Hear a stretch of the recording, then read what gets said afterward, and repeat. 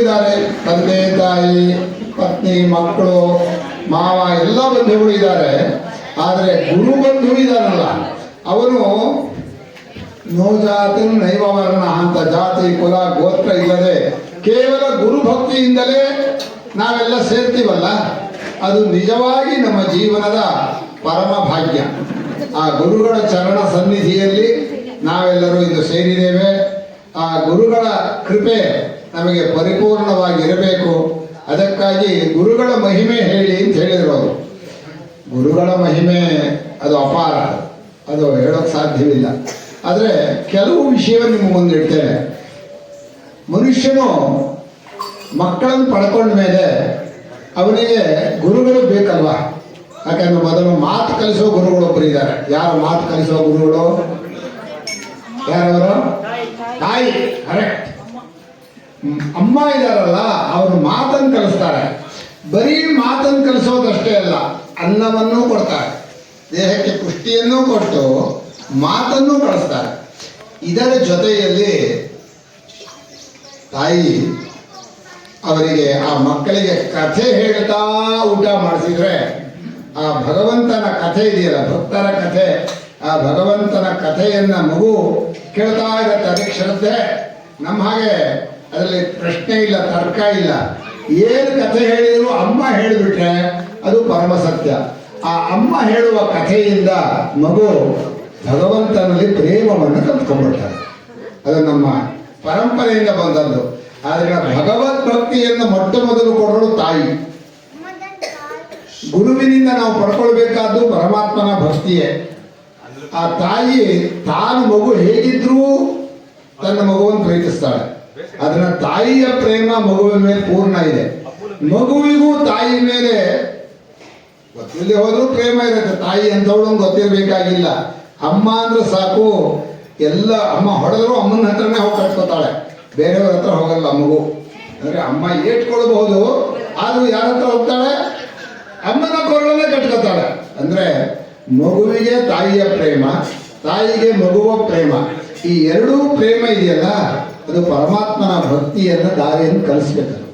ಆ ಮಗುವಿಗೆ ಎರಡನ್ನು ಮುಖ್ಯವಾಗಿ ಕೊಡಬೇಕು. ಒಂದು ಪರಮಾತ್ಮನ ಭಕ್ತಿ, ಎರಡನೇದು ಒಳ್ಳೆಯ ಗುಣ. ರಾಮನ ಕಥೆಯನ್ನು ಮಗು ಹೇಳ್ತಾ ಊಟ ಮಾಡಿದ್ರೆ ಆ ರಾಮನಲ್ಲಿ ಪ್ರೇಮವೂ ಬರುತ್ತೆ, ಆ ರಾಮನ ಗುಣಗಳೂ ಮನಸ್ಸಲ್ಲಿ ಬರುತ್ತೆ.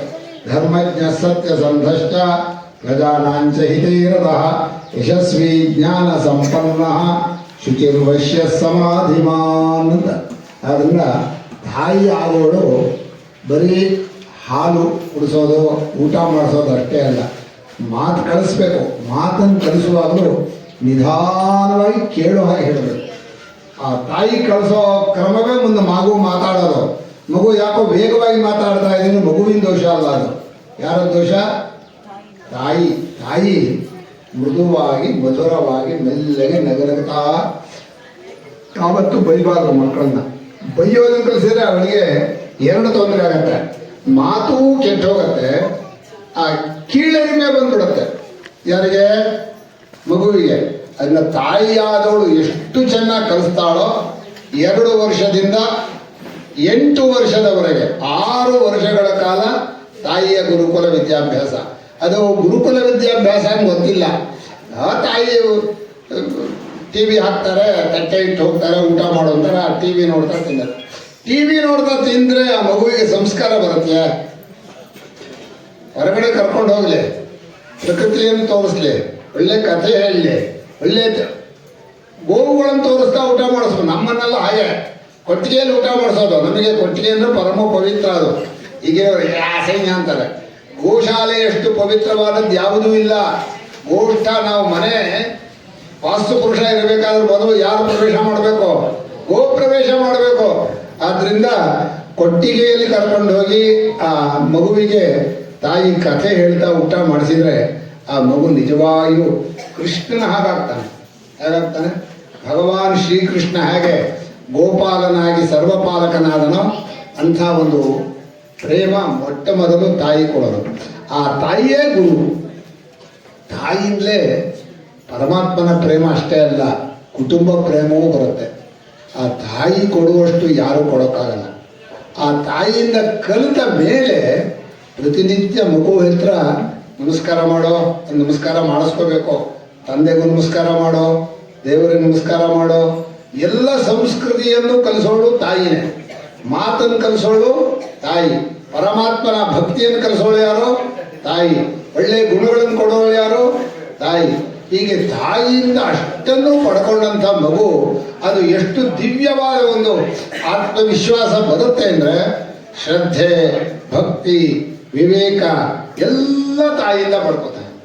ತಾಯಿ ಆದಮೇಲೆ ತಂದೆ ಉಪನಯನ ಕಾಲದಲ್ಲಿ ಗರ್ಭಾಷ್ಟಮೇಶು ಬ್ರಾಹ್ಮಣಂ ಉಪನಯಿತ. 8ನೇ ವಯಸ್ಸು ಅಂದರೆ ಅಷ್ಟೊತ್ತಿಗೆ ಮಾತೆಲ್ಲ ಚೆನ್ನಾಗಿ ಬರುತ್ತೆ, ಗುಣಗಳು ಚೆನ್ನಾಗಿದೆ, ಭಕ್ತಿಯೂ ಚೆನ್ನಾಗಿದೆ ಅಂದರೆ ಒಳ್ಳೆಯ ಕಾಲದಲ್ಲಿ ಉಪನಯನ ಮಾಡಿ ಒಳ್ಳೆಯ ಗುರುಗಳ ಹತ್ರ ತಲುಪಿಸ್ಬೇಕು. ಆದರೆ ನಮ್ಮಲ್ಲಿ ಏನಾಗಿದೆ ಅಂದರೆ ಗುರುಕುಲಕ್ಕೆ ಮಕ್ಕಳನ್ನು ಕಳಿಸೋಷ್ಟು ಯಾರೂ ಧೈರ್ಯ ಮಾಡೋಲ್ಲ.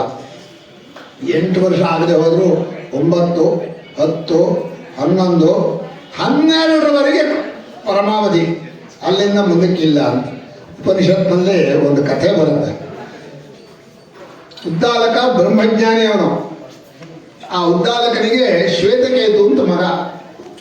ಶ್ವೇತಕೇತುವನ್ನು ತಾಯಿ ಬಹಳ ಪ್ರೀತಿಯಿಂದ ಬೆಳೆಸಿದ್ದು. ಮಗು ಚೆನ್ನಾಗಿದ್ದ, ಒಳ್ಳೆ ಬುದ್ಧಿವಂತ, ಬ್ರಹ್ಮಜ್ಞಾನಿಯ ಮಗನಾದ್ಮೇಲೆ ಸಾಮಾನ್ಯನೇ ಅವನು. ಸಮಸ್ತ ಜ್ಞಾನವೂ ಅವನಿಗೆ ಬರಬೇಕು.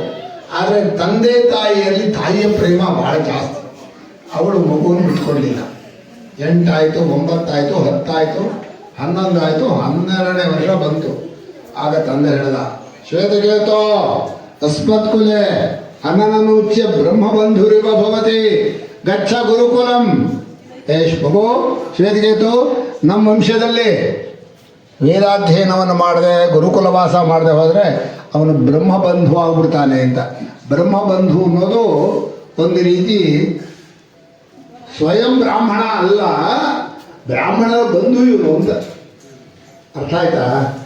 ಬ್ರಹ್ಮಬಂಧು ಅನ್ನೋ ಶಬ್ದಕ್ಕೆ ಬ್ರಾಹ್ಮಣಾನ್ ಬಂಧುತ್ವೇನ ಮನ್ಯತೆ. ಹಾಗಾಗಬಾರ್ದು, ಹೋಗು ಗುರುಕುಲಕ್ಕೆ ಅಂತ ಹೇಳಿ ಗುರುಕುಲಕ್ಕೆ ಕಳಿಸಿದ್ರು. ಯಾರೋ ಉದ್ದಾಲಕ ಶ್ವೇತಕೇತುವಿಗೆ. ಆ ಶ್ವೇತಕೇತು 12ನೇ ವರ್ಷಕ್ಕೆ ಹೋದವನು 12 ವರ್ಷ ಕಲ್ತ್ಕೊಂಬಂದ. ಅಷ್ಟು ವೇದಗಳು, ಶಾಸ್ತ್ರಗಳು ಎಲ್ಲ ಕಲ್ತ್ಕೊಂಬಂದ. ಅವನಿಗೆ ಅವಾಗ ಒಳ್ಳೆ ಆತ್ಮವಿಶ್ವಾಸವೂ ಬಂತು. ಗುರುಕುಲ ಸೇವೆ ಮಾಡಿ ಬಂದ ಮೇಲೆ ಅವರ ತಂದೆ ನೋಡಿದ್ನಲ್ಲ, ತಂದೆಗೆ ಅಪ್ಪನಿಗೆ ಏನು ಬರಲ್ಲ ಅನಿಸ್ಬಿಟ್ಟು. ಇದಾಗತ್ತೆ ಕೆಲವು ಸಲ. ನಮ್ಮ ಅಪ್ಪನಿಗೆ ಏನೂ ಬರ್ತಿಲ್ಲ, ಅದು ಹಳೆ ಕಾಲದವ್ರು ಉಳ್ಕೊಂಡ್ಬಿಟ್ಟಾರೆ. ಆ ಶ್ವೇತಕೇತುವಿನ ಮನಸ್ಸಲ್ಲೂ ಕೂಡ ನಾನು ಕಲ್ತಂತೆ ಹೇಗಿದೆ. ಆಗ ಒಂದು ದಿವಸ ಅಪ್ಪನಿಗೆ ಗೊತ್ತಾಯ್ತು, ಆಕಾಶ ನೋಡ್ತಾನೆ, ನೆಲ ನೋಡಲ್ಲ ಅಂತ. ಬಹಳ ವಿದ್ಯೆಯಿಂದ ಹೆಮ್ಮೆ ಬಂದ್ಬಿಡ್ತು, ಅಹಂಕಾರ ಬೆಳೆದ್ಬಿಡ್ತು. ಇವನಿಗೆ ಏನು ಮಾಡೋದು? 24 ವರ್ಷ ಹುಡುಗ, 16 ವರ್ಷ ಹುಡುಗ ಬೆಳೆದ ಮೇಲೆ ಪುತ್ರಂ ಮಿತ್ರವದ ಪ್ರಾಪ್ತೇತು ಷೋಡಶೇ ವರ್ಷೆ ಪುತ್ರಂ ಮಿತ್ರವದಾಚರಣೆ. ಅಲ್ಲಿನ ಮುಂದಕ್ಕೆ ಏನು ಜ್ವರ ಹೇಳಬಾರ್ದು. ಆದರೆ 24ನೇ ವರ್ಷ ಹೀಗಾಗ್ಬಿಟ್ಟಲ್ಲ. ವೇದಾಧ್ಯಯನ ಬರುತ್ತೆ, ಶಾಸ್ತ್ರಾಧ್ಯಯನ ಎಲ್ಲ ಬರುತ್ತೆ, ಆದರೆ ನಿಜವಾದ ವಿವೇಕ ಇವನಲ್ಲಿ ಇಲ್ಲ ಅಂತ ಬರ್ತಾರೆ.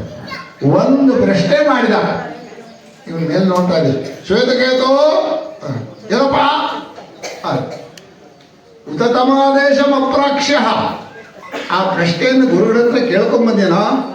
ಯಾವ ಪ್ರಶ್ನೆ ಇಲ್ಲ ಅವನು ಜೋರಾಗಿ. ಜೋರಾಗಿದ್ದಾನೆ ಅಂತ ಆಯ್ತು ಅಪ್ಪನಿಗೆ. ಏನಾಶ್ರುತಂ ಶ್ರುತಂ ಭವತಿ ಅಮತಂ ಮತಂ ಅವಿಜ್ಞಾತಂ ವಿಜ್ಞಾತಂ. ಯಾವ ಒಂದನ್ನು ತಿಳಿದರೆ ಎಲ್ಲವನ್ನೂ ತಿಳಿದಂತಾಗುತ್ತೆ. ಯಾವ ಒಂದನ್ನು ಕೇಳಿದರೆ ಎಲ್ಲವನ್ನೂ ಕೇಳಿದಾಗುತ್ತೆ.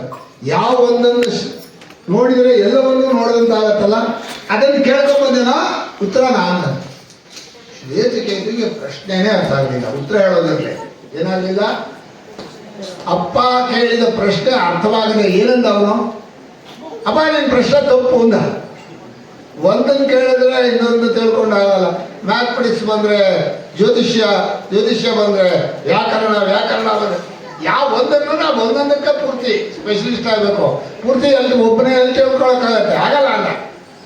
ಬರ ಕೂತ್ಕೊಳ್ಳೋ ಅಂತೇಳಿ ಕೂರಿಸ್ಕೊಂಡು, ಯಥಾ ಸೌಮ್ಯ ಏಕೇನ ಮೃತ್ಪಿಂಡೇನ ಸರ್ವಂ ಮೃಣ್ಮಯಂ ವಿಜ್ಞಾತಂ ಸ್ಯಾತ್ ವಾಚಾರಂಭಣಂ ವಿಕಾರೋ ನಾಮಧೇಯಂ ಮೃತ್ತಿಕೇತ್ಯೇವ ಸತ್ಯಂ ಯಥಾ ಸೌಮ್ಯ ಏಕೇನ ಕಾರ್ಷ್ಣಾಯ ಸೇನ ಸರ್ವಂ ಕಾರ್ಷ್ಣಾಯ ವಿಜ್ಞಾತಂ ಸ್ಯಾತ್.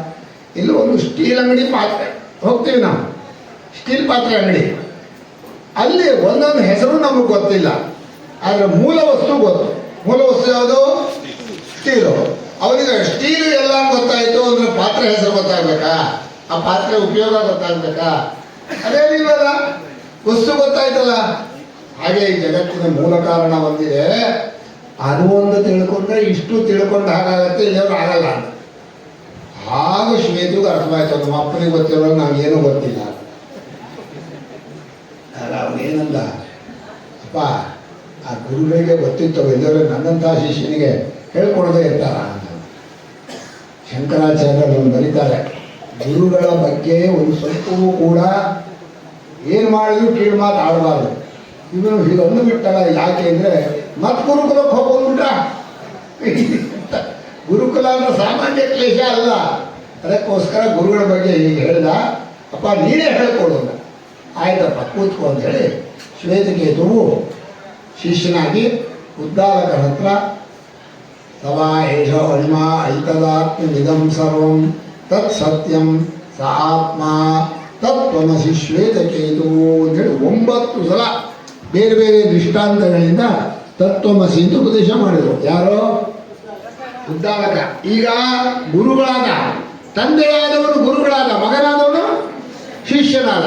ಇದೇ ನಮ್ಮ ಜೀವನದಲ್ಲಿ ಪ್ರತಿಯೊಂದು ಸಂಬಂಧದಲ್ಲೂ ಗುರು ಶಿಷ್ಯ ಭಾವ ಇರಬೇಕು. ಸುಮ್ಮನೆ ಅಪ್ಪ ಮಗ, ಅಪ್ಪ ಆಸ್ತಿ ಮಾಡ್ದ, ಮಗ ತಗೊಂಡ ತಿಂದ ಅದಲ್ಲ. ಏನಾಗಿರ್ಬೇಕು? ಶಿಷ್ಯನಾಗಿಯೇ ಇರಬೇಕು, ಆ ತಂದೆ ಗುರುವಾಗೇ ಇರಬೇಕು. ಇದು ಆ ಶ್ವೇತಕೇತು ತಂದೆಯಿಂದಲೇ ಅಂಥ ತತ್ವವನ್ನು, ಬ್ರಹ್ಮಜ್ಞಾನವನ್ನು ಪಡ್ಕೊಂಡು ಕೃಷ್ಣಾರ್ಜುನರ ಕಥೆ ಕೇಳಿದ್ದೀರಿ ಅಲ್ವಾ? ಅಂಥ ಸ್ನೇಹಿತರು ಜಗತ್ತಲ್ಲಿ ಯಾರೂ ಇಲ್ಲ. ಕೃಷ್ಣನಿಗೆ ಯಾರು ಇಷ್ಟ ಅಂತ ಕೇಳಿದ್ರೆ ಅರ್ಜುನನೇ. ಅರ್ಜುನ ಯಾರು? ಕೃಷ್ಣ. ಅರ್ಜುನ ಯಾರು ಇಷ್ಟ? ಕೃಷ್ಣನೇ. ಒಟ್ಟಿಗೆ ಊಟ, ಒಟ್ಟಿಗೆ ಆಟ, ಒಟ್ಟಿಗೆ ಮಲಗೋದು, ಒಟ್ಟಿಗೆ ಆಡ್ತೆ, ಒಟ್ಟಿಗೆ ಎಂದೂ ಆ ಸ್ನೇಹಕ್ಕೆ ಬಂಧವೇ ಇಲ್ಲ. ಎಲ್ಲಿ ಅರ್ಜುನನೋ ಅಲ್ಲಿ ಕೃಷ್ಣ, ಎಲ್ಲಿ ಕೃಷ್ಣನೋ ಅರ್ಜುನ. ಇಂಥ ಕೃಷ್ಣಾರ್ಜುನರಲ್ಲಿ ಆ ಕೃಷ್ಣನ ಪ್ರೇಮ ಎಷ್ಟು ಚೆನ್ನಾಗಿತ್ತು ಅಂದರೆ, ಅರ್ಜುನ ಕೇಳಿದ, ನನಗೆ ಯುದ್ಧಕ್ಕೆ ಸಹಾಯ ಮಾಡೋಕೆ ಬರಬೇಕು ಅಂತ ಕೇಳಿದ್ದ ಅವನಿಗೆ. ಅಷ್ಟೊತ್ತಿಗೆ ಕೃಷ್ಣ ಏನು ಹೇಳಿದ್ದ? ನಾನು ಯುದ್ಧ ಮಾಡೋಲ್ಲ ಅಂದ್ಬಿಟ್ಟಿದ್ದ. ಹುಟ್ಟಿದ ಆರಂಭ ಬರೀ ಹೊಡೆದು ಸಾಕಾಗೋಗಿದೆ. ಪೂತನೆಯಿಂದ ಹಿಡಿದು ಪೂತನ, ಧಿರಕಾಸುರ, ಶಕಟಾಸುರ, ಬರೀ ಒಬ್ಬೊಬ್ಬರೂ ಒಂದೊಂದೇ ಏಟು, ಎರಡನೇ ಏಟಿಲ್ಲ, ಎಲ್ಲರೂ ಎನ್ಕೌಂಟರ್ ಏನೇ ಆಡ್ದ ಅಂದ್ರೆ ಮುಗಿತು. ಹಾಗೆ ಕೃಷ್ಣ ಹೊಡೆದವರು ದುರ್ಯೋಧನ, ಅರ್ಜುನ ಇಬ್ಬರು ಸಹಾಯ ಕೇಳ್ಕೊಂಡಿದ್ರು. ಯಾತಕ್ಕೆ? ಯುದ್ಧಕ್ಕೆ. ಕೃಷ್ಣ ಹೇಳಿದ, ಅಲ್ಲ ಕಣೋ, ಎಲ್ಲ ಒಳ್ಳೆ ಮದುವೆ ಕರೆದು ಮದುವೆ ಊಟಕ್ಕೆ ಸಹಾಯ ಮಾಡೋದು ಕೇಳೋದಿರ್ತಾರೆ, ಹೊಡೆದಾಡ್ತೀವಿ, ಸಹಾಯ ಮಾಡಿದ್ವಿ, ಇದು ಏನಾಯ್ತು? ಅಣ್ತಮ್ಮಂದ್ರು, ಚಿಕ್ಕ ದೊಡ್ಡಪ್ಪನ ಮಕ್ಕಳು ಹೊಡೆದಾಟ ಮಾಡ್ತೀವಿ ನಾವು, ನಂಗೆ ಸಹಾಯ ಮಾಡಿದ್ರೆ ಮಾಡಬಹುದವನು ಅಂತ ಹೇಳಿದ. ಅದಕ್ಕೆ ದುರ್ಯೋಧನ, ನಿಮ್ಗೆ ಗೊತ್ತಿಲ್ಲ, ನಾವು ನಿಜವಾದ ಕ್ಷತ್ರಿಯರು, ಕ್ಷತ್ರಿಯರಿಗೆ ಯುದ್ಧವೇ ಇಷ್ಟ ಗೊತ್ತಾ? ಓ, ಯುದ್ಧ ಅಂದ್ರೆ ನಂಗೆ ಗೊತ್ತಿಲ್ಲ, ಹುಟ್ಟಿದಾರಕ್ಕೆ ಅದೇ ಮಾಡಿರೋದು. ಯುದ್ಧ ಅಂದ್ರೆ ಕೃಷ್ಣನಿಗೆ ಗೊತ್ತಿಲ್ವಂತೆ, ಈ ದುರ್ಯೋಧನ ಬಹಳ ಯುದ್ಧ ಗೊತ್ತಿದೆಯಂತೆ. ನಕ್ಕನಂತೆ ಕೃಷ್ಣನ ಜೀವನದಲ್ಲಿ ಒಂದೊಂದು ನಗು ಇದೆಯಲ್ಲ, ಅದ್ಭುತ ಅದು. ಆದರೆ ಹಿಂದ್ಗಡೆ ಒಂದು ಬಲವಾದ ಒಂದು ಅರ್ಥ ಇರುತ್ತೆ. ಅಂಥ ಕೃಷ್ಣ, ಆಯ್ತಪ್ಪ ಇಷ್ಟೆಲ್ಲ ನೀವು ಹಠ ಮಾಡ್ತಾ ಇದೆಯಾ, ನಾನು ಯುದ್ಧ ಮಾಡದೇ ಇರೋ ನಾನು ಒಬ್ಬನೇ, ಯುದ್ಧ ಮಾಡುವ ಮಹಾನಾರಾಯಣಿ ಸೈನ್ಯ ಒಂದು ಕಡೆ, ಯಾವ್ದು ಬೇಕು ತೋ ಅಂತ ಯಾರನ್ನು ಕೇಳಬೇಕು? ತಾಂಬೂಲ ಕೊಡುವಾಗ ದೊಡ್ಡವರಿಗೆ ಮುಂಚೆ ಕೊಡಬೇಕಂತೆ, ಏನಾದರೂ ಸಹಾಯ ಮಾಡೋದ್ರೆ ಚಿಕ್ಕವರಿಗೆ ಮುಂಚೆ ಮಾಡಬೇಕಂತೆ. ಪೆಪ್ರಮೆಂಟು, ಬಿಸ್ಕತ್ತು ಯಾರಿಗೆ ಮುಂಚೆ ಕೊಡಬೇಕು? ಮಕ್ಕಳಿಗೆ ಕೊಡಬೇಕು. ಎಲೆ ಅಡಿಕೆ ಯಾರಿಗೆ ಮುಂಚೆ ಕೊಡಬೇಕು? ದೊಡ್ಡವರಿಗೆ ಕೊಡಬೇಕು. ಮುಂಚೆ ದುರ್ಯೋಧನ ಎಲೆ ಅಡಿಕೆ ಕೊಟ್ಟಾಗಿತ್ತು, ಕೂಡಿಸಿ ಆಗಿತ್ತು. ಈಗ ಅರ್ಜುನ ಯಾವುದು ಬೇಕು ಅಂದರೆ ನನಗೆ ನೀನೇ ಸಾಕು. ಯಾರು ಸಾಕು? ಮಾತು ನೋಡಿ, ನೀನೇ ಸಾಕು ಅಂದರೆ ಯುದ್ಧ ಮಾಡದೇ ಇರೋ ನೀನೇ ಗೆಲುವು ಕೊಡೋದು. ಯತ್ರ ಯೋಗೇಶ್ವರ ಕೃಷ್ಣ ಯತ್ರ ಪಾರ್ಥೋ ಧನುರ್ಧರ ತತ್ರ ಶ್ರೀ ವಿಜಯೋ ಭೂತಿ. ಧ್ರುವ ನೀನೇ ಸಾಕಪ್ಪ, ನೀನೇ ಸಾಕು ಅನ್ನೋದು ಎಷ್ಟು ಅರ್ಥ ಇದೆ ಅಂದರೆ ನೀನೇ ಕಾಪಾಡು, ನೀನೇ ಸಾಕು, ಯುದ್ಧ ಮಾಡದೇ ಇರೋ ನೀನೇ ಸಾಕು ಅಂತ. ಅಂಥ ಕೃಷ್ಣ ಒಂದು ಮಾತು ಹೇಳಿದಾಗ ನೆನಪಿಟ್ಕೊಳ್ಳಿ, ಜೀವನದಲ್ಲಿ ಕೆಲಸ ಇದೆ ಒಂದು ನಿಮಿಷವೂ ಇರಲ್ಲ, ಒಂದು ನಿಮಿಷವೂ ಇರಲ್ಲ. 3 ಹೊತ್ತು ಸುಮ್ಮನೆ ಕೂರೋದು ಇಲ್ಲವೇ ಇಲ್ಲ. 4 ಗಂಟೆಗೆ ಎದ್ದ ಅಂದರೆ ರಾತ್ರಿವರೆಗೂ ಕೆಲಸ ಕೆಲಸ ಕೆಲಸ. ಆದರೆ ಏನೇನು ಕೆಲಸ ಮಾಡಿದವರು ನಾನಲ್ಲ. ಇದು ಬ್ರಹ್ಮಜ್ಞಾನಿಗಳ ಲಕ್ಷಣ. ನಿರಂತರವಾಗಿ ಲೋಕ ಸೇವೆಯನ್ನು ಮಾಡ್ತಾ ನಾನೇನು ಮಾಡಿದವನೇ ಅಲ್ಲ ಅಂತ ಏನು ಮಾಡ ಅವ್ರ ಜೊತೆಲಿದ್ರು ಗೊತ್ತಾಗತ್ತೆ. ಬ್ರಹ್ಮಜ್ಞಾನಿಗಳ ಜೊತೆಲಿ ಸುಮ್ಮನೆ ಇರಕ್ಕೂ ಬಿಡಲ್ಲ, ಮಧ್ಯಾಹ್ನ ಮಲಗೋದು ಅನ್ನೋದೇ ಇಲ್ಲ.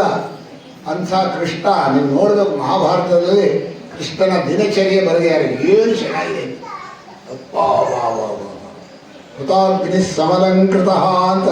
ಬೆಳಗ್ಗೆ 4 ಗಂಟೆಗೆ ಎದ್ದು ಸ್ನಾನ ಮಾಡಿ ಅಗ್ನಿಹೋತ್ರ ಮಾಡಿ ಸಂಧ್ಯಾದಿಗಳನ್ನು ಮಾಡಿ ನಿಂತ್ಕೊಂಡು ಗಾಯತ್ರಿ ಜಪವನ್ನು ಮಾಡಿ ಆಮೇಲೆ ಹೊರಗಡೆ ಬಂದು ದಾನ ಕೊಡೋದು. ಯಜ್ಞ, ದಾನ, ತಪಸ್ಸು. ಗಾಯತ್ರಿನೋ ತಪಸ್ಸು, ಅಗ್ನಿಹೋತ್ರ ಅನ್ನೋದು ಯಜ್ಞ, ಆಮೇಲೆ ದಾನ. ಹೊರಗಡೆ ದಾನ ಮಾಡಿ ರಾಜಧರ್ಮಕ್ಕೆ ಹೋಗ್ತಾ ಇದ್ದ. ರಾಜನೀತಿ, ಯೋಗಕ್ಷೇಮ, ಕ್ಷತ್ರಿಯರ ಧರ್ಮ ಯಾವುದು? ರಾಜನೀತಿ, ಪ್ರಜೆಗಳನ್ನು ಕಾಪಾಡೋದು. ಅಷ್ಟನ್ನು ನಿರಂತರವಾಗಿ ಮಾಡ್ತಾ ಬಂದಂತೆ. ಆ ಕೃಷ್ಣನ ಜೀವನವನ್ನು ನೋಡಿದರೆ ಏನು ಅದ್ಭುತ ಕಾಣುತ್ತೆ. ಆದರೆ ಇಲ್ಲಿ ಏನು ಮಾಡಿಬಿಟ್ಟ, ಯುದ್ಧ ಮಾಡದೇ ಇರೋ ನಾನು ಒಂದು ಕಡೆ ಬಿಟ್ಟಿದ್ದೇನೆ, ಸಹಾಯ ಕೇಳ್ತಾ ಇರೋದು ಅದಕ್ಕೆ ಯುದ್ಧಕ್ಕೆ. ಅರ್ಜುನ ನೀ ಎಂತ ದಂಡ, ನಾನು ಮುಂಚೆನೇ ಹೇಳಿದ್ದೀನಿ, ನಾನು ಯುದ್ಧ ಮಾಡದೇ ಇರೋ ನಾನು ಒಬ್ಬ, ಯುದ್ಧ ಮಾಡೋ ನಾರಾಯಣಿ ಸೈನ್ಯ ಒಂದು ಕಡೆ. ಯಾವ್ದು ಬೇಕು ಅಂತ ಹೇಳಿದ್ರು ನೀನೇ ಸಾಕು ಅಂತೀಯಲ್ಲೋ, ಏನು ಯುದ್ಧ ಮಾಡದೆ ನಾನೇನ ಕೆಲಸ ಮಾಡೋದು ಅದಿಲ್ಲ.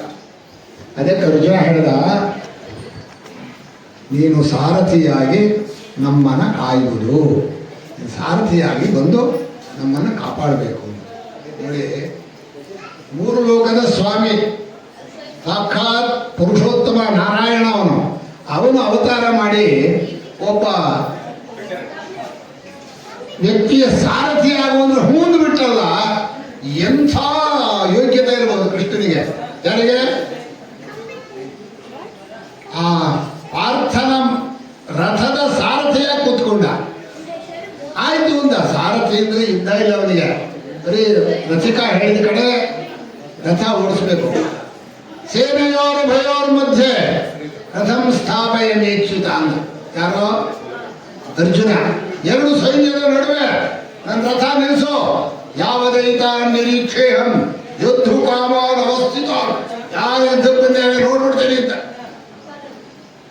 ಕೃಷ್ಣ ಕೈಯಲ್ಲಿ ಸ್ತೋತ್ರ ವೇತ್ರೈಕ ಪಾಣೆ, ಒಂದು ಬಾರ್ಚಟಿ, ಎಡಗೈಯಲ್ಲಿ ಶಂಖ ಅಷ್ಟೇ ಇಟ್ಕೊಂಡಿರೋದು. 2 ಸೈನ್ಯದ ನಡುವೆ ರಥ ನಿಲ್ಲಿಸುವುದರಲ್ಲೇ ಹೋಗ್ಬಿಟ್ಟ. ಸ್ಥಾಪಯಿತ್ವಾ ರಥೋತ್ತಮಂ ಭೀಷ್ಮ ದ್ರೋಣ ಪ್ರಮುಖತಃ ಸರ್ವೇಷಾಂಚ ಮಹೀಕ್ಷಿತಾನ್ ಉವಾಚ ಪಾರ್ಥ ಪಶ್ಯೈತಾನ್ ಸಮವೇತಾನ್ ಕುರುನಿತಿ. ಭೀಷ್ಮ, ದ್ರೋಣ, ಕೃಪ, ಅಶ್ವತ್ಥಾಮ ಎಲ್ಲ ಇದ್ದಾರೆ, ಮಧ್ಯೆ ರಥ ನಿಲ್ಲಿಸಿದ್ದಾರೆ. ಅರ್ಜುನ ಯುದ್ಧ ಬಂದ ಕುರು ಯೋಧರನ್ನು ನೋಡು ಅಂದ. ಅರ್ಜುನ ನೋಡ್ತಾನೆ, ತತ್ರ ಪಶ್ಯ ಸ್ಥಿತಾನ್ ಪಾರ್ಥಃ ಪಿತॄನಥ ಪಿತಾಮಹಾನ್ ಆಚಾರ್ಯಾನ್ ಮಾತುಲಾನ್ ಭ್ರಾತॄನ್ ಪುತ್ರಾನ್ ಪೌತ್ರಾನ್ ಸಖೀನ್ ತಥಾ. ನೋಡ, ಎಲ್ಲ ಬಂಧುಗಳೇ, ಎಲ್ಲ ನಮ್ಮವರೇ. ಅಯ್ಯೋ ಗ್ರಹಚಾರವೇ, ಯುದ್ಧ ಮಾಡಿದರೆ ಅವರು ಸತ್ರು ಬಂಧುಗಳು ಸತ್ತಾಯ, ನಾವು ಸತ್ರು ಬಂಧುಗಳು ನಮಗಿಲ್ಲ. ಇದು ಎಂಥ ಕೆಲಸ, ಇವ್ರ ಜೊತೆ ಯುದ್ಧ ಮಾಡಬೇಕಲ್ಲ ಅಂತ ಹೇಳಿ ಅರ್ಜುನನ ಮನಸ್ಸಿನಲ್ಲಿ ಕೃಪಯಾ ಪರಯಾವಿಷ್ಟೋ ವಿಷೀದಂ ಇದಮಪ್ರವೀ. ಬಹಳ ನಮ್ಮವರು ಅನ್ನೋ ಮೋಹ ಇದ್ರೆ ಮನುಷ್ಯನಿಗೆ ಕರ್ತವ್ಯದಲ್ಲಿ ಹೋಗಲ್ಲ ಅನ್ನೋ ಗುರುತು. ಯುದ್ಧ ಕರ್ತವ್ಯ ಅವನಿಗೆ. ಯಾಕೆ ಕರ್ತವ್ಯ ಅಂದ್ರೆ ಕಿತ್ಕೊಂಡಿದ್ದಾರೆ ಅವರು. ಯಾರೋ ಆ ದುರ್ಯೋಧನರು ಇವರು ಅರ್ಧ ರಾಜ್ಯ ಕಿತ್ಕೊಂಡ್ಬಿಟ್ರು. ಅರ್ಧ ರಾಜ್ಯ ಪೂರ್ತಿ ರಾಜ್ಯ ಬರ್ಬೇಕಾಯ್ತು. ಕಿತ್ಕೊಂಡು ಕಳ್ಳ ಕಿತ್ಕೊಂಡ್ರೆ ಕಳ್ಳದ ಮೇಲೆ ಅಯ್ಯೋ ಕಳ್ಳನೇ ಅಂತ ಅವ್ರು ಕೊಡ್ತಾರ? ಅದೆಲ್ಲ ಇಲ್ಲ, ಬಡಿಬೇಕು, ತರಬೇಕು.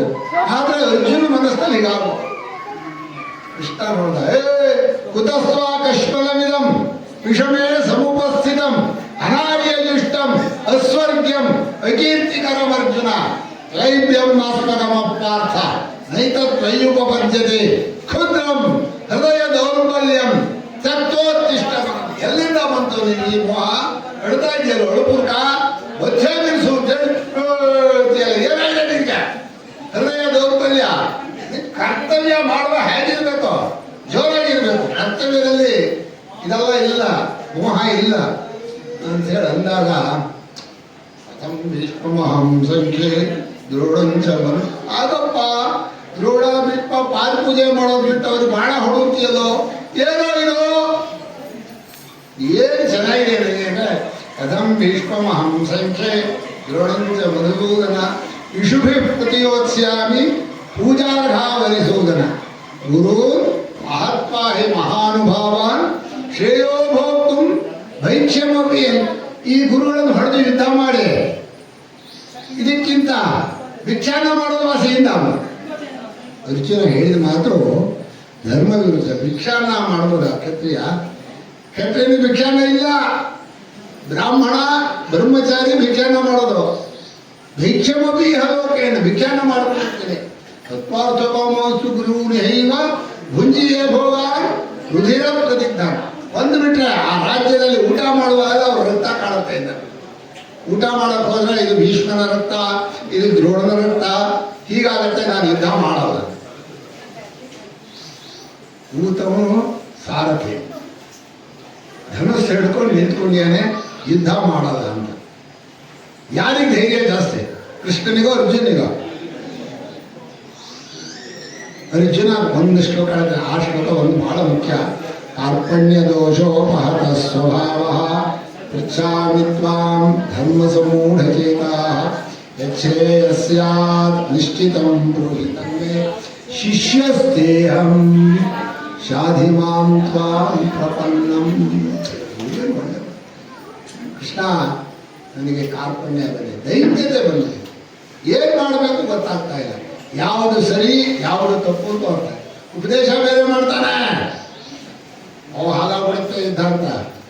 ಆಯ್ತಾ ಟೈಮ್ ಸಾಕ?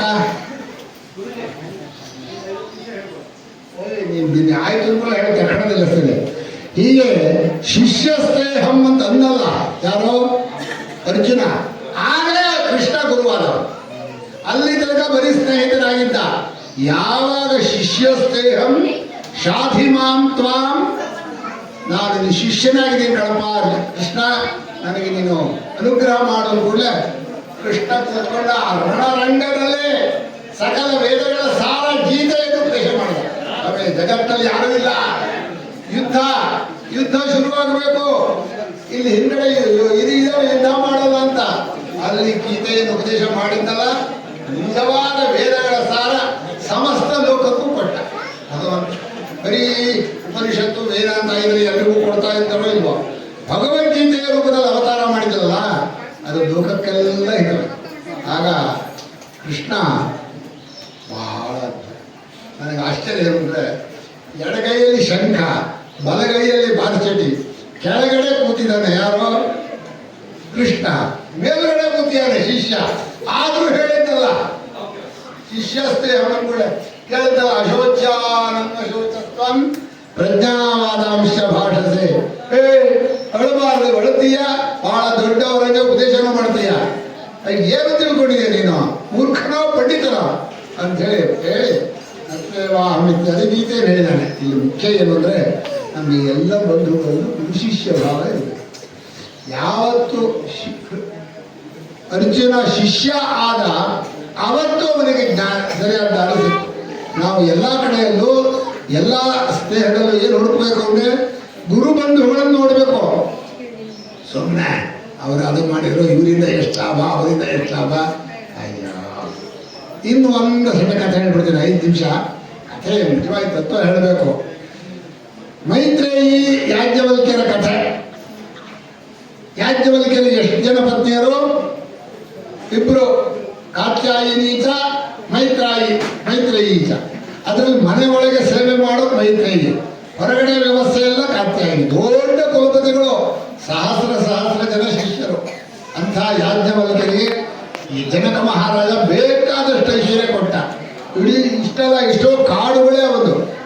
ಶಾಲೆಗಳು ಅಂದರೆ ಇಷ್ಟೆಲ್ಲ ಸಾವಿರ ಗೋವುಗಳು ಬೇಕಾದಷ್ಟೇ ನಡೀತಾ ಇತ್ತು. ಅಂಥ ಯಾಜ್ಞವಲ್ಕ್ಯರು ಮೈತ್ರೇಯಿಗೆ ಬಹಳ ಪ್ರೀತಿ. ಅವಳಿಗೆ ಒಂದು ಸ್ವಲ್ಪ ಇತ್ತು, ಗಂಡನೇ ನಾನೇ ಹೆಚ್ಚು, ನಾನು ಚೆನ್ನಾಗಿ ಪ್ರೀತಿಸ್ಬೇಕು, ನನ್ನ ಪ್ರೇಮವೇ ಇಷ್ಟ ಸ್ವಲ್ಪ ಇತ್ತು. ಈಗೋ ಇರುತ್ತಲ್ವಾ, ಪ್ರೀತಿಯಲ್ಲಿ ತ್ಯಾಗ ಇದೆ, ಆದರೂ ಕೂಡ ನಾನು ಹೆಚ್ಚು ಅಂತ ಒಂದು. ಆದರೆ ಒಂದು ದಿವಸ ಯಾಜ್ಞವಲ್ಕ್ಯರು ಏನು ಹೇಳಿದರು, ಇವತ್ತು ನಾನು ಗಾರ್ಹಸ್ಥ್ಯವನ್ನು ಬಿಟ್ಟು ಸನ್ಯಾಸಕ್ಕೆ ಹೊರಡ್ತೇನೆ, ಎಲ್ಲವನ್ನು ನಿಮ್ಮಿಬ್ಬರಿಗೆ ಕೊಟ್ಟು ಹೋಗ್ಬಿಡ್ತೀನಿ ಅಂತಂದರು. ಮೈತ್ರೇಯಿಗೆ ಆಶ್ಚರ್ಯ. ನನ್ನ ಪ್ರೇಮವನ್ನು ಬಿಟ್ಟು, ನನ್ನನ್ನು ಬಿಟ್ಟು ಬೇರೆ ಕಡೆ ಹೋಗೋದಕ್ಕೆ, ಬೇರೆ ಕಡೆ ಏನಿದೆ ಅಂತ ಅವಳಿಗೆ. ಅಲ್ಲ, ಏನಿದು, ನನ್ನ ಬಿಟ್ಟು ಹೋಗ್ತೀನಿ. ಆಯಿತು, ನಾನು ಲೋಕಕ್ಕೋಸ್ಕರ ಜ್ಞಾನವನ್ನು ಪ್ರಪಂಚಕ್ಕೆ ಕೊಡಬೇಕು, ಪ್ರಪಂಚಕ್ಕೆ ತತ್ವಜ್ಞಾನ ಕೊಡೋಕ್ಕೋಸ್ಕರ ನಾನು ಸನ್ಯಾಸಿಯಾಗಿ ಹೊರಟೋಗ್ತೀನಿ ಅಂದ್ಕೂಡಲೇ ಆಸ್ತಿ ಹಂಚ್ಕೊಡ್ತೀನಿ ಅಂದರೆ ನೀವೇನು ಇಟ್ಕೊಂಡ್ರಿ? ಜ್ಞಾನವನ್ನು. ನಮಗೇನು ಕೊಟ್ರಿ? ಐಶ್ವರ್ಯ. ಬೇಡ ನೋಡು, ಇದು ಹಿಸ್ಸೆ ಸರಿ ಇಲ್ಲ ಅಂದು. ಹಿಸ್ಸೆ ಮಾಡ್ಬೇಕಾದ್ರೆ ಏನಿರ್ಬೇಕು? ಈಕ್ವಲ್ ಆಗಿರ್ಬೇಕಲ್ಲ. ನಿಮ್ಗೆ ಇಟ್ಕೊಂಡಿದ್ದು ಯಾವುದು? ಆತ್ಮಜ್ಞಾನ. ನಮಗೆ ಕೊಟ್ಟದ್ದು ಯಾವುದು? ಬರೀ ದುಡ್ಡು. ಬೇಡ ದುಡ್ಡು ಒಂದು. ಯಾಜ್ಞವಲ್ಕ್ಯರಿಗೆ ಅರ್ಥ ಆಯ್ತು, ಇವಳು ಸರಿಯಾದ ಹೆಂಡತಿ. ಆವಾಗ ಒಪ್ಕೊಂಡು ಅವಾಗ ಒಂದು ಮಾತು ಹೇಳ್ತಾರೆ, ಅವಳು ಈ ದುಡ್ಡಿನಿಂದ ಅಮೃತತ್ವ ಸಿಗತ್ತೋ ಅಂತ ಕೇಳಿದರೆ, ಅಮೃತತ್ವಸ್ಯತು ನಾಶಾಸ್ತಿ ವಿದ್ಯೇನ. ಯಾರು ದುಡ್ಡಿಂದ ಹೋಗ್ತಾರೋ ಅವರಿಗೆ ಈ ಭಕ್ತಿಯಾಗಲಿ ಈ ಜ್ಞಾನ ಮಾರ್ಗವಾಗಲಿ ಎರಡೂ ಸಿಗಲ್ಲ ಅಂತ ಎಂಥ ಮಾತು ಹೇಳಿದ್ದಾರೆ. ಅವತ್ತು ಹೇಳಿರೋದು ಇವತ್ತಿಗೂ ಸತ್ಯ. ಯಾವ್ದು ಹೇಳಿ? ಯಾರು ಎಂದೆಂದೂ ದುಡ್ಡು ಹೋಗ್ತಾರೋ ಅವರಿಗೆ ಧರ್ಮವೂ ಇಲ್ಲ, ಜ್ಞಾನವೂ ಇಲ್ಲ, ಭಕ್ತಿಯೂ ಇಲ್ಲ, ಮೂರು ಹಾಳಾಗೋದು. ಅಂಥ ಮಹಾ ಕಠೋರವಾದದ್ದು. ಹಾಗಾದರೆ ನನಗೂ ಅಮೃತತ್ವ ಬೇಕು ಅಂದಾಗ ಮೈತ್ರೇಯಿಗೆ ಯಾಜ್ಞವಲ್ಕ್ಯರು ಉಪದೇಶ ಮಾಡ್ತಾರೆ. ನವಾರೇ ಪತ್ಯುಕಾಮಾಯ ಪತಿಪ್ರಿಯೋ ಭವತಿ, ಆತ್ಮನಸ್ತು ಕಾಮಾಯ ಪತಿಪ್ರಿಯೋ ಭವತಿ ಶುರು ಮಾಡ್ತಾರೆ. ಗಂಡನಿಗಾಗಿ ಗಂಡ ಪ್ರೀತಿ ಅಲ್ಲ, ನನ್ನ ಗಂಡ ಪ್ರೀತಿಸ್ತಾ ಇರೋದಲ್ವಾ. ಆದ್ದರಿಂದ ಎಲ್ಲ ಪ್ರೇಮದಲ್ಲೂ ಸ್ವಾರ್ಥ ಇದೆ. ಒಂದೇ ಪ್ರೇಮ, ಪರಮಾರ್ಥವಾದ ಪ್ರೇಮ ಗುರು ಪ್ರೇಮ. ಇನ್ನು ಎಲ್ಲ ಪ್ರೇಮದಲ್ಲೂ ಏನಿದೆ? ನಮ್ಮವರು ಪ್ರೀತಿಸಿದಿದೆ. ಹಾಗೆ ಗುರುಗಳಂತೆ ಪ್ರೀತಿಸೋಕೆ ಬರಲ್ಲ, ಗುರುಗಳು ಒಬ್ಬರೇ ನಿಜವಾದ ಪ್ರೇಮ. ಆದ್ದರಿಂದ ಮೈತ್ರೇಯಿಗೆ ಯಾಜ್ಞವಲ್ಕ್ಯರು ಬ್ರಹ್ಮಜ್ಞಾನವನ್ನು ವಿಸ್ತಾರವಾಗಿ ಹೇಳ್ತಾರೆ. ಆಗ ಪತಿಪತ್ನಿಯರು ಮುಂಚೆ, ಈಗ ಯಾರೋ ಗುರು ಶಿಷ್ಯರು ನೆನ್ಪಿಟ್ಕೊಳ್ಳೆ. ಪತಿ ಪತ್ನಿಯರಲ್ಲೂ ಏನಿರಬೇಕು? ಮುಂದೆ ಗುರು ಶಿಷ್ಯ ಭಾವ ಇರಬೇಕು. ತಂದೆ ಮಕ್ಕಳಲ್ಲಿ ಏನಿರಬೇಕು? ಗುರು ಶಿಷ್ಯ ಭಾವ ಇರಬೇಕು. ಸ್ನೇಹಿತರಲ್ಲಿ ಏನಿರಬೇಕು? ಹೀಗೆ ಎಲ್ಲ ಬಂಧುಗಳಲ್ಲೂ ಯಮಲೋಕಕ್ಕೆ ಹೋದ ನಚಿಕೇತ ಯಮನನ್ನೇ ಬ್ರಹ್ಮವಿದ್ಯಾಚಾರ್ಯ ಮಾಡಿಕೊಂಡ. ಉಪವಾಸ ಇದ್ದು, ಸ್ವಾಮಿ ನೀನು ಬ್ರಹ್ಮವಿದ್ಯೆ ಹೇಳ್ಕೊಡ್ದೆ ಅಂದ್ರೆ ನಾನು ಹಿಂಗೆ ಕೂತ್ಕೊಂಡ್ಬಿಡ್ತೀನಿ ಇಂದ. ಆಯ್ತು ಕಣಪ್ಪ, 3 ವರ ಕೊಟ್ಟಿದ್ದೀನಿ ಅಂದರೆ 3 ವರದಲ್ಲಿ ಬ್ರಹ್ಮಜ್ಞಾನವನ್ನೇ ಪಡ್ಕೊಂಡ. ಅಂದರೆ ಯಾರ್ಯಾರು ಗುರುಗಳನ್ನು ಜೀವನದಲ್ಲಿ ಕಂಡುಕೋತಾರೋ, ಗುರು ಸಂಬಂಧ ಮಾಡ್ಕೋತಾರೋ ಅವರ ಜೀವನವೇ ಸಾರ್ಥಕ. ಗುರುಗಳ ಇಲ್ಲದೆ ಜೀವನದಲ್ಲಿ ಏನೇನೂ ಇಲ್ಲ. ಮನುಷ್ಯನಲ್ಲಿ 4 ಪುರುಷಾರ್ಥ ಹೇಳ್ತಾರಲ್ವ, ಧರ್ಮ, ಅರ್ಥ, ಕಾಮ, ಮೋಕ್ಷ. ಇದರಲ್ಲಿ ಒಂದರಿಂದ ಒಂದು ಹೆಚ್ಚುತ್ತಾನೆ. ಕಾಮಕ್ಕಿಂತ ಅರ್ಥ ಹೆಚ್ಚು, ಅರ್ಥಕ್ಕಿಂತ ಧರ್ಮ ಹೆಚ್ಚು, ಧರ್ಮಕ್ಕಿಂತ ಮೋಕ್ಷ ಹೆಚ್ಚು. ಇದು ಏನಾಗಿದೆ ಅಂದರೆ, ನಾವು ಸ್ಕೂಲಲ್ಲಿ ವಿದ್ಯಾಭ್ಯಾಸ ಮಾಡಿ ಆಮೇಲೆ ಹೋಗಿ ದುಡಿಮೆ ಮಾಡಿಕೊಂಡು ಆಮೇಲೆ ಒಂದಷ್ಟು ಸ್ಯಾಲ್ರಿ ತಗೊಂಡು ಬೆಂಗಳೂರಲ್ಲಿ ಮನೆ ಕಟ್ಟಿಸ್ಕೊಂಡು ಏನು ಪ್ರಾಯ ಬದುಕೋ, ಯಾತಕ್ಕೆ ಬದುಕ್ತಾರೋ? ಧರ್ಮ ಇಲ್ಲ, ಕುಟುಂಬ ಇಲ್ಲ, ಭಕ್ತಿ ಇಲ್ಲ, ಜ್ಞಾನ ಇಲ್ಲ, ಬದುಕು ಏನು ಬದುಕದ? ತಿನ್ನೋದು, ಮಲಗೋದು. ಅನ್ಯಾಯ. ಜೀವನದಲ್ಲಿ ಒಂದು ವಿಷಯ ನಿಮ್ಗೆ ಹೇಳ್ತೀನಿ, ಸರಿಯಾದ ಗುರುಗಳು ಸಿಕ್ಕಿ ಅವರನ್ನು ಚೆನ್ನಾಗಿ ಸೇವೆ ಮಾಡಿಬಿಟ್ರೆ ನಿಮಗೆ ಈ ಲೋಕದ ಎಲ್ಲ ಸಂಪತ್ತು ತಾನಾಗೇ ಬರುತ್ತೆ. ಈ ಲೋಕದಲ್ಲಿ ಏನು ಅಷ್ಟೂ ಐಶ್ವರ್ಯವು ಆ ಗುರುಕೃಪಾ ಕಟಾಕ್ಷದ ಒಂದು ಇದರಲ್ಲಿ ಬಂದು ಹೋಗುತ್ತೆ. ಐಶ್ವರ್ಯ ಬಂತು, ಒಳ್ಳೆ ಸೌಖ್ಯ ಬರುತ್ತೆ, ಒಳ್ಳೆ ಆರೋಗ್ಯ ಬರುತ್ತೆ, ಒಳ್ಳೆ ಸಂತಾನ ಆಗುತ್ತೆ, ಒಳ್ಳೆ ಕುಟುಂಬ ಪದ್ಧತಿ ಇರುತ್ತೆ, ಧರ್ಮವೂ ಬರುತ್ತೆ. ಅಲ್ಲಿಗೆ ಕಾಮವೂ ಆಯಿತು, ಅರ್ಥವೂ ಆಯಿತು, ಧರ್ಮವೂ ಆಯಿತು. ಇದಕ್ಕಿಂತ ಹೆಚ್ಚಿನದು ಆ ಗುರುಗಳ ಅನುಗ್ರಹ ಮಾಡಿದರೆ ಭಗವದ್ಭಕ್ತಿ, ಪರಮಾತ್ಮನ ದರ್ಶನ, ಆ ಸರ್ವಾತ್ಮ ಭಾವ ಅಷ್ಟು ಸಿಗುತ್ತೆ. ಒಂದೇ ಗುರು ಸೇವೆಯಲ್ಲಿ 4 ಸಿಗುವಾಗ ಅಲ್ಲಿ ಇಲ್ಲಿ ಹೋಗಿ ಬೇಡ್ಕೋತೀರ ನೀವು. ಜೀವನದಲ್ಲಿ ಏನು ಹುಡುಕಬೇಕು ಅಂದರೆ ಗುರುಗಳನ್ನೇ ಹುಡುಕಬೇಕು. ಗುರುಗಳನ್ನು ಹುಡುಕೋದ್ರೆ ಬರೀ ನಮಸ್ಕಾರಕ್ಕಲ್ಲ. ಗುರುಗಳೇ ನಮಸ್ಕಾರ ಅಂದ್ರೆ ಏನರ್ಥ? ನೀವು ದೂರ ಇರ್ರಿ, ನಾವು ದೂರ ಇರ್ತೀವಿ, ಹತ್ರ ಬರಬೇಡಿ, ಬೈಕಂಗೆ ಬಂದ್ಬಿಡುತ್ತೆ ಅಂತ ನಾ ಹೇಳಿದೆ. ಅದು ಗುರುಕುಲ ವಾಸ ಅಲ್ಲ. ನಮಸ್ಕಾರ ಅಂದರೆ ನನ್ನದಿಲ್ಲ, ನಾನಿಲ್ಲ, ನೀವೇ ಎಲ್ಲ. ನಾ ಅಹಂ, ನಾನಿಲ್ಲ, ನನ್ನದಿಲ್ಲ, ನೀವೇ ಎಲ್ಲ ಅನ್ನೋದೇ ನಮಃ. ಹೋಗ್ತೀರಿ ನಮಃ ನಮಃ ನಮಃ ಅಂದ್ರೆ ಏನು ನಮಃ? ಆಯ್ತು ನೀವು ಅಲ್ಲಿರಿ ಗುರುಗಳೇ, ನಾವು ಹೋಗ್ತೀವಿ ಊರಿಗೆ ಅಂತ ಹೋಗ್ತಿರ್ಬೇಕು. ಇದು ನಿಜವಾದ ಗುರುಗಳ ಸೇವೆ ಅಲ್ಲ. ನೆರಳಾಗಿರಬೇಕು, ಗುರುಗಳ ಸೇವೆ ಮಾಡಬೇಕು. ಗುರು ಸೇವೆ ಮಾಡದ ಮನುಷ್ಯರ ಬಾಲ್ಯ ವ್ಯರ್ಥ. 10 ವರ್ಷದಿಂದ ಹೋಗಿ ಏನೇ ಆಗಲಿ, ಎಷ್ಟೇ ಕಷ್ಟ ಕೊಡಲಿ, ಅದು ಮರಣ ಬಂದರೂ ಪರವಾಗಿಲ್ಲ, ಗುರು ಸೇವೆ ಮಾಡಬೇಕು. ಇಂಥ ಗುರುಗಳ ಅನುಗ್ರಹ ನಮಗೆ ಪರಿಪೂರ್ಣ